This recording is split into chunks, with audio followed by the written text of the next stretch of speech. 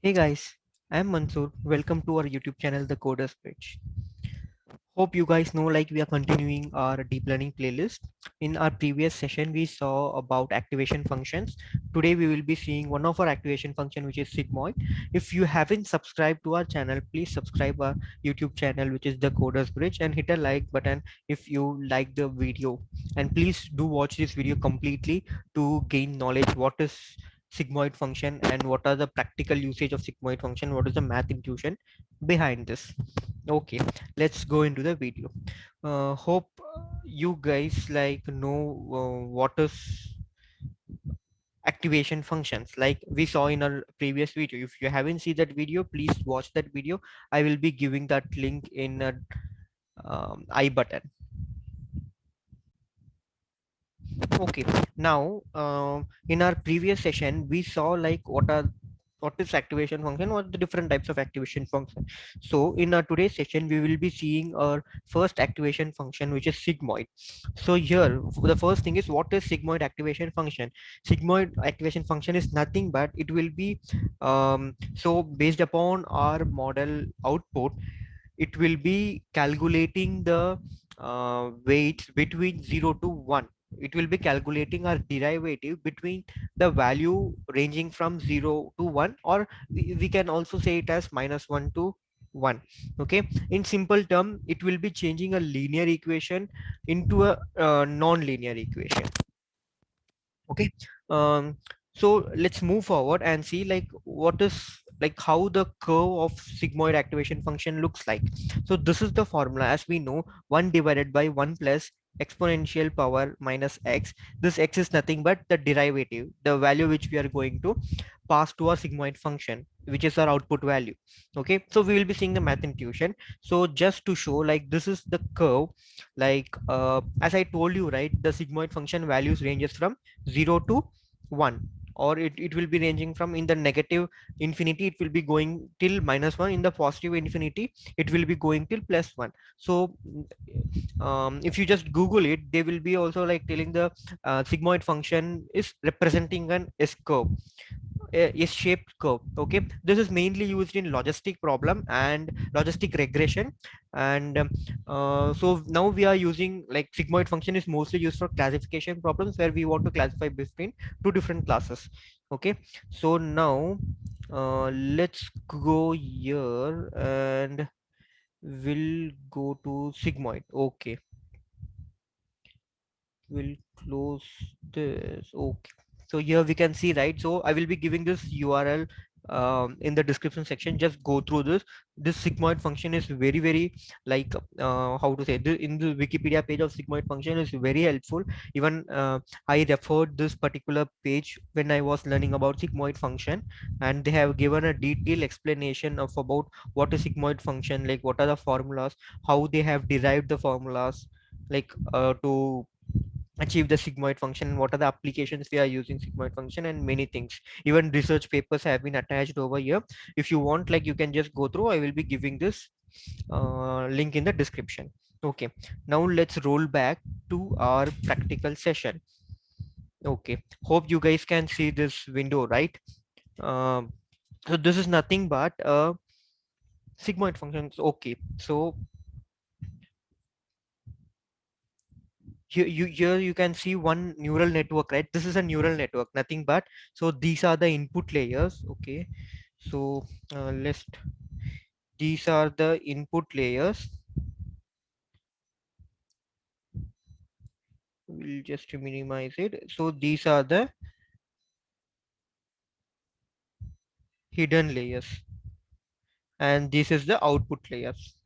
Okay, so these are the input layers, these are the hidden layers, and this is the output layers. Nothing but these are the input which we will be giving, which is x1, x2, and x3.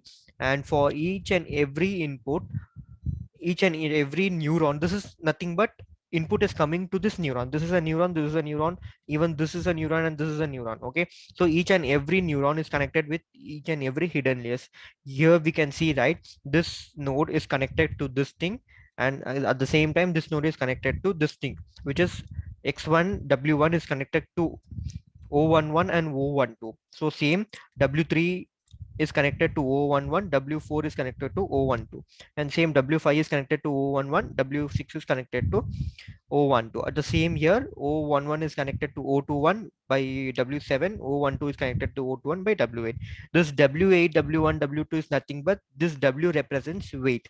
So as I told in our first session itself, weight, so its weight is nothing but like it's a additional value to calculate the loss between the predicted value and the actual value.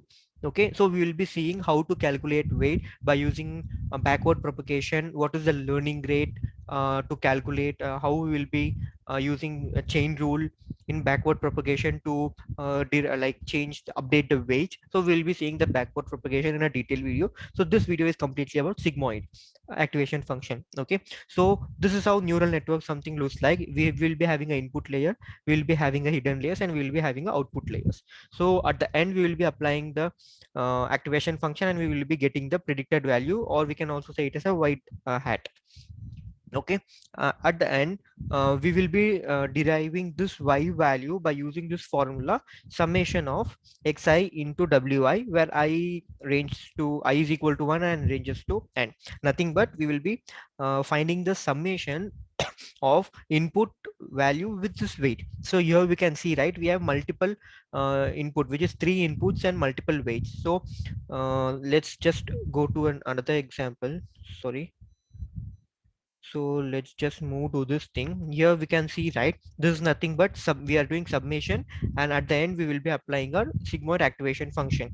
So here we can see, right, we are passing input x1, input x2, and input x3, and this is our neurons. Like this is first neuron, second neuron, and third neuron. We are having a dedicated weights to each neurons, w1, w2, and w3 as per our formula. So you know, right, our formula is summation of 1 is equal to 1 tends to n, where x1 into i1 is nothing but we will be multiplying the weight with the input value and summationing the entire value. So here you can see, right, y is equal to x1 into w1, which is x1 into nothing but which is x1 into w1, x2 into w2, x3 into w3, and we are like using plus to, like, it's just a summation of the thing, like x1 into w1 plus x2 into w2 plus x3 into w3, and this is summation. After summation, as I shown here, like we will be finding till output layer, we will be doing all the summation values by finding the y, and by using activation function we will be predicting the y hat value.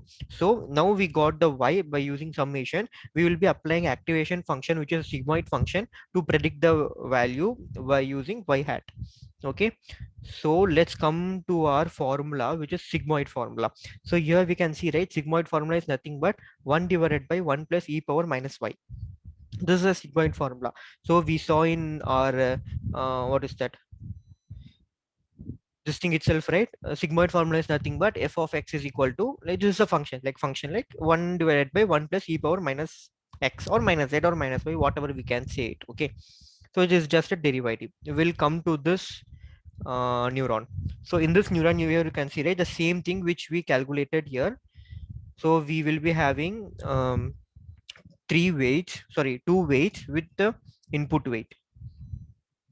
So here you can see that we will be doing summation, same x1 plus w1, x1 plus x1 into w1 plus x2 into w2 plus this is bias. I told you, right, we will be adding bias with the weights as well. So we will be adding some bias as well. Okay, so this is something look like linear equation, right? Y is equal to mx plus c. This is y, this is mx, and this is c. This is a constant value. Like weight of bias, like bias is nothing but a constant value, right? This is something looking like a linear equation, y is equal to mx plus c. So we, as I told before itself, we will be converting our linear equation. So after summation we will be getting a linear equation. So once summation is done, we got some linear equation. Now we will be applying the sigmoid activation function to convert the linear into a non-linear what is that, equation. Okay, now we'll see how can we convert the equation, like what is that, non-linear equation in sorry, linear equation into a non-linear equation. Okay, Now let's go a little bit down. This is our formula, as you guys know, like y is equal to 1 plus e power minus z. This z is nothing but the output value. This output value is z. Okay, so let's come down and let's start writing our formula. Okay, so initially we know like this z. So initially this z is there, right? This z is nothing but output value. So we need to find the derivative of this output value. So to finding the derivative, um, we need like normally to differentiate the value or to find the derivative, we will be using some formulas, right? So first we will be taking this z value with respect to y. This we will be finding the derivative of z with respect to y. So derivative of y by derivative of z. So we need to find the derivative of z with respect to y. Okay, so for finding that, we will be taking derivative of z, and so 1 divided by 1 plus e power minus z. So now you guys can understand, right? We need this derivative value. So nothing but we need this derivative of x. For taking this derivative of x with respect to y hat, we are just calculating the derivative of z. So that is derivative of z and this entire value. What is derivative of z? Derivative of z is nothing but 1 by 1 plus e power minus z. Okay, so to calculate this derivative of z, we will be using one rule. Which is we have, I think we all have learned this rule, which is u by v. This is a rule. So for this, you can just u by v rule. I think you guys know this. If you haven't came across, or if you forget what is u by v rule, then you can go to Google and go for Khan Academy. If you go for Khan Academy, right, you will be having what is integration, what is derivation, how to like calculate u by v rule. This is nothing but a product rule.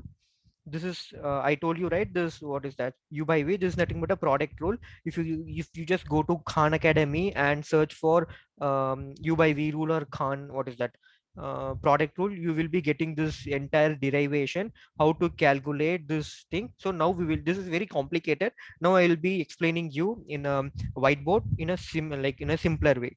Okay, we'll go back to our whiteboard.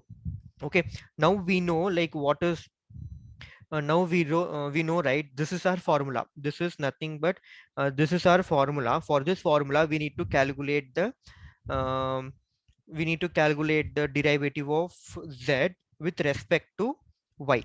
That's why we have written something like derivative of y by derivative of z is equal to derivative of z into the value of derivative of z. Derivative of z is nothing but 1 plus e power minus z. Okay, so for this formula, we will be applying a rule which is u by v rule. U by v rule nothing but the product rule. So let me just come. This rule is nothing but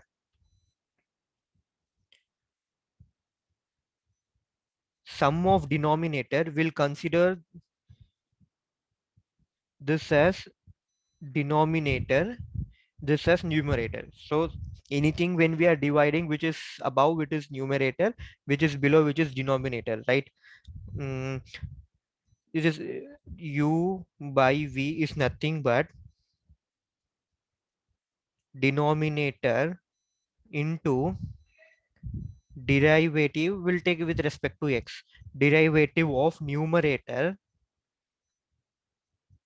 minus numerator into derivative of denominator. It's simple, right?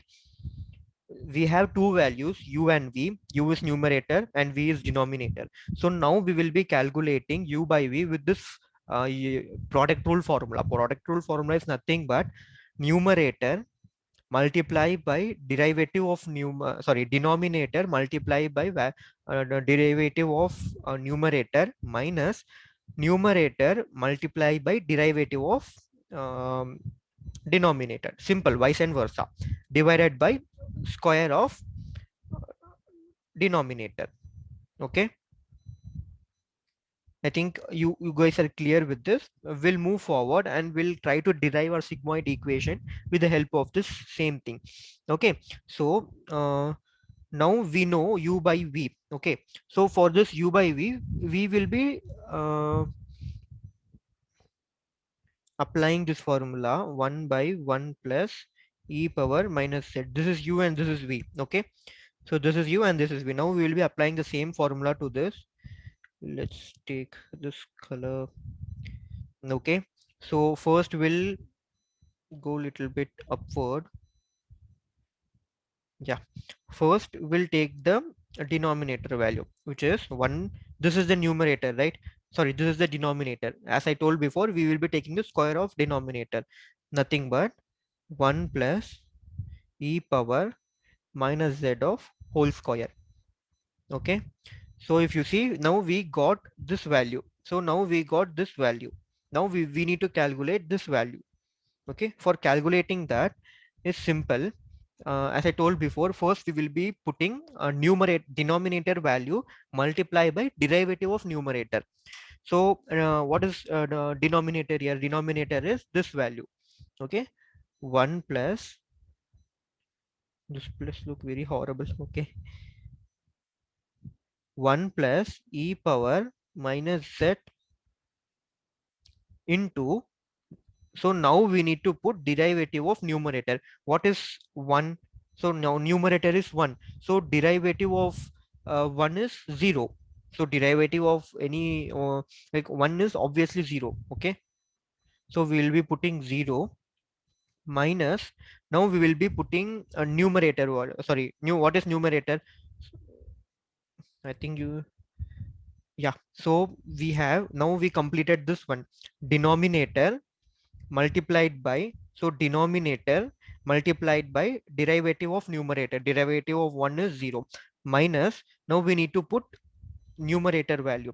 What is our numerator? Numerator is nothing but 1 multiplied by derivative of uh, 1 plus e power minus z.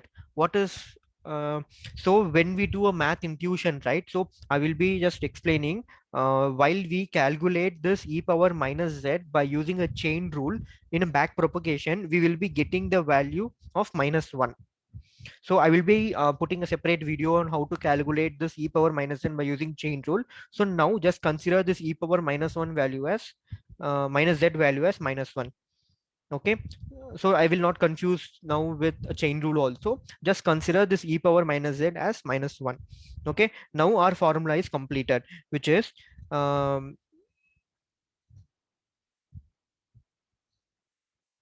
which is numerator into, sorry, denominator into derivative of numerator minus numerator into derivative of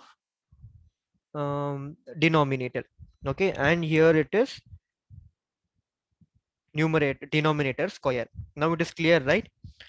Okay, let's rub this.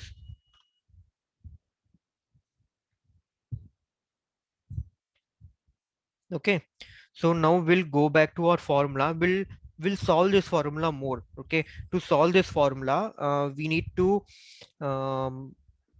we'll take a different color. So anything multiply, here we have 0, right? Anything multiply by 0 is 0, obviously 0. And here we can see, right, minus 1 into minus 1, it's nothing but minus 1, right? Sorry, I think we had made some mistake. Derivative of here, it will be e power minus z of minus 1. So we missed a part over here. So this is u value, which is numerator, and denominator will come as e power minus z of minus 1. Okay, so now when we calculate the numerator value, it will be coming as, so this minus 1 will become plus 1. So minus 1 into minus 1, which is 1, right? So now 0 plus e power minus z divided by 1 plus e power minus z the whole square, which is nothing but e power minus z divided by 1 plus e power minus z the whole square. Okay, understand? Nothing, like we just removing the 0 over here. So now we will be deriving it more. So now what we will be doing is to in the denominator here we can see, right, in this denominator we have a square root value. To remove this square we will be adding 1, and to compensate that we will be subtracting with 1. Okay, it is nothing but 1 plus e power minus z. We have added 1. To compensate this we will be doing minus 1. That means we added 1 and we removed 1. Okay, 1 plus e power minus z the whole square. Okay, so I know like it's looking very shabby, but please bear with me. I don't have a setup of whiteboard and marker to do this. That's why I'm just handy doing with a whiteboard. So now we have added 1 over 1 and we subtracted with 1. Okay, so further if we just how to say, if we just want to minimize this formula, what we will be doing is we will be splitting the values. For splitting the values we can write like 1 plus e power minus z divided by 1 plus e power minus z the whole square minus 1 by 1 plus e power minus z in the whole square. Nothing but by using this value, right? So we splitted this value as 1 and this value as 1. Nothing, 1 plus e power minus z and minus 1 we segregated into two different values. Okay, so after segregated this we come to a solution like we have 1 plus e power minus z square, and here also, so here you can see, right, 1 plus e power minus z the whole square. Here we have 1 plus e power minus z. That means we can cancel the power here, right? It's nothing but simple math. If we cancel this, if we cancel this, it will become 1 divided by 1 plus e power minus 1. Okay, we are just canceling the one product, which is 1 divided by 1 plus e power minus z minus 1 by 1 plus e power minus z the whole square. Okay, now we came one step down, and now we will be deriving it one more.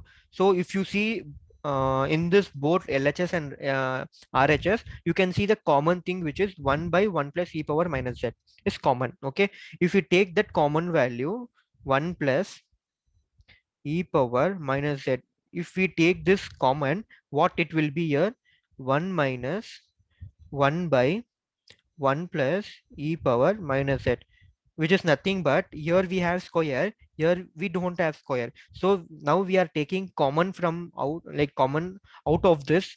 So we took some value common, so here it will be 1 minus 1 plus e power minus 1. If you guys just look into this formula very keen, like you can notice this is nothing but a sigmoid formula, which is y dash of 1 minus y dash. Got it?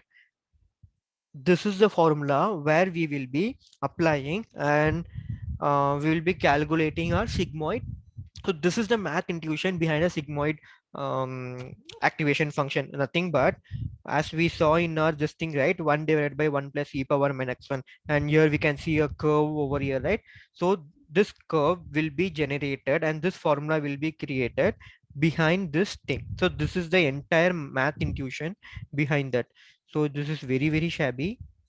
I'm really sorry for this. So this simple thing, we will be getting some linear equation over here. For that linear equation, we will be calculating the y hat. For y hat, we will be having 1 divided by 1 plus e power minus z.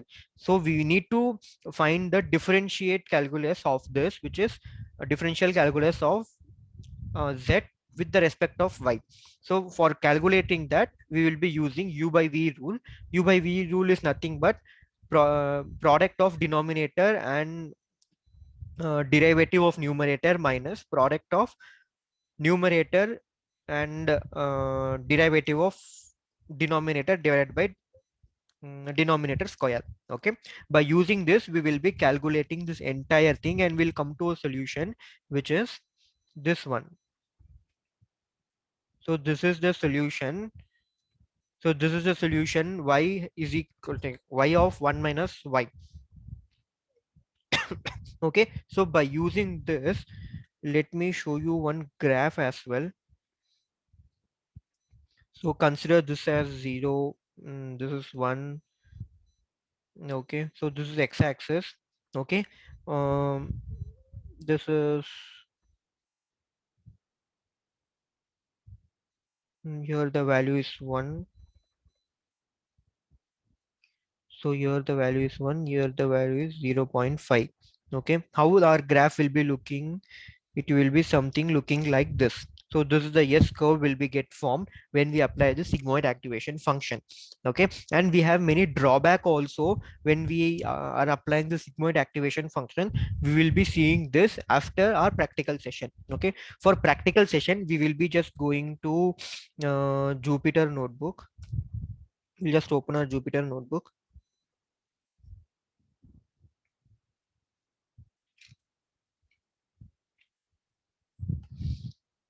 So we'll just create a new file. So as you guys all know, the formula is 1 divided by 1 plus e power minus x. So we will be creating this formula as a Python function and we will be passing some values and we'll be finding. So as I told before itself, sigmoid is nothing but it will be giving the values between 0 and 1. Okay, so we will be seeing that in a practical session. It's nothing but first we'll import a library which is math library. Okay, so have added math library and now we can create a function. So for function, you know, right, we need to put def sigmoid function and we'll keep one parameter which is value. Okay, what it will return, it will return something like this: 1 divided by, what is the function, 1 divided by 1 plus e power minus x, 1 divided by 1 plus exponential of minus x. For exponential only we have imported this function which is math function. So we'll take a entire bracket over here. So here we have a function, right, exp, which is exponential. For calling that we will be using math dot exponential of, what is x value? X value is nothing but our value. Okay, so for better understanding we'll consider this as x itself. So if you just compare the formula, 1 divided by 1 plus e power minus x, oh, minus x, right? So here also 1 divided by 1 plus exponential minus x, correct?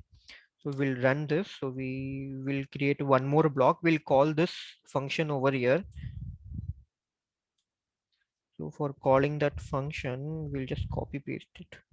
Calling it, so I have called this function. I will be passing some value. So let's pass some value 7. So I told, right, it will be ranging from 0 to 1. Okay, I have passed 7.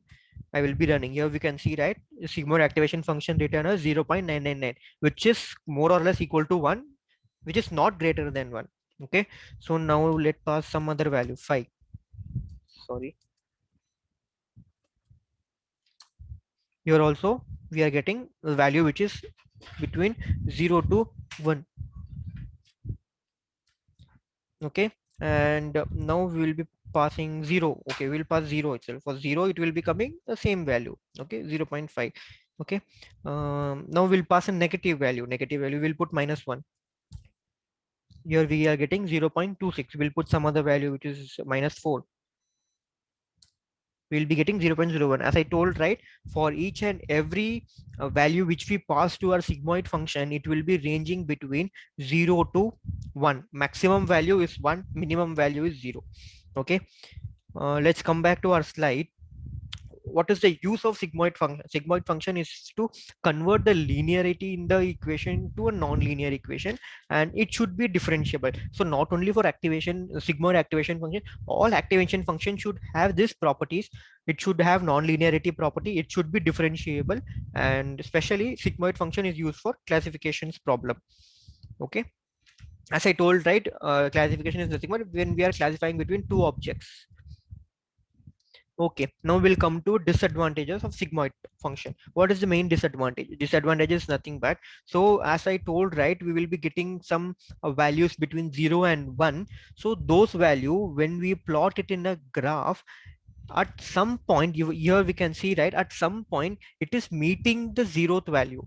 It's nothing but at some point. So here you can see the value is between 0.2 to 0.3, which is 0.2. Here it is somewhere around 0.1. Here it is 0.01, 0.005, 0.006, and it is going, and at some point it is merging with the value 0, where we call it as a vanishing gradient descent problem. Vanishing gradient descent is nothing but, um, like what, like, there will be no difference between our derivative of a sigmoid value between and the zeroth value. So to overcome this vanishing gradient problem, so this is a very big disadvantage in the sigmoid function. To overcome this, we come up with a different activation function, which is ReLU, and we have an advanced ReLU. We also call this a leaky ReLU. Okay.